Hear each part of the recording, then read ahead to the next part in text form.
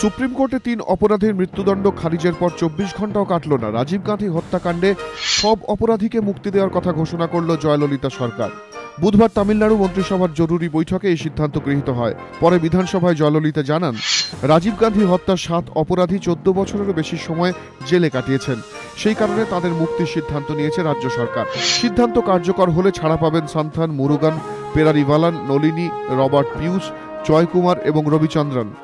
জয়ললিতার পদক্ষেপকে স্বাগত জানিয়েছে এমডিএমকে, যদিও তাঁরা যে এটাকে ভালোভাবে দিচ্ছেন না তা বুঝিয়ে দিয়েছেন কেন্দ্রীয় আইনমন্ত্রী। Those who assassinated Rajiv Gandhi ji should not be given any relief.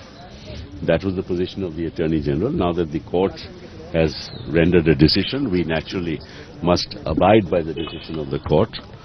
We may or may not agree with it, but we abide by the decision of the court. I would extend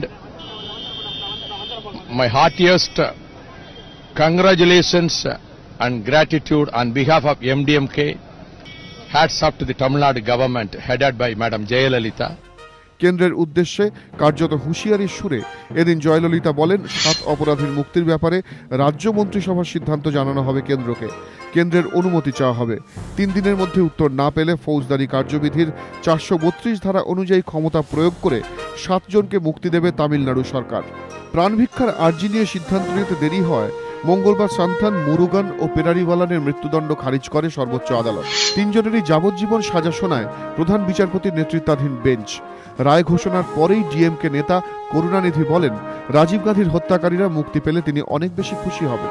তাৎপর্যপূর্ণভাবে এর 24 ঘন্টার মধ্যেই পদক্ষেপ করলেন জয়ললিতা, যা শুনে রাজ্যের বিভিন্ন জায়গায় উল্লাসে মাতেন তামিল সম্প্রদায়ের মানুষ। রাজনৈতিক মহলের ব্যাখ্যা, এই সিদ্ধান্তের মাধ্যমে এক ঢিলে 2 পাখি মারার কৌশল নিয়েছেন জয়া আম্মা।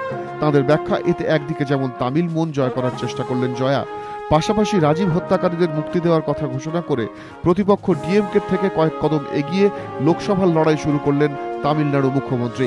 এবিপি আনন্দ।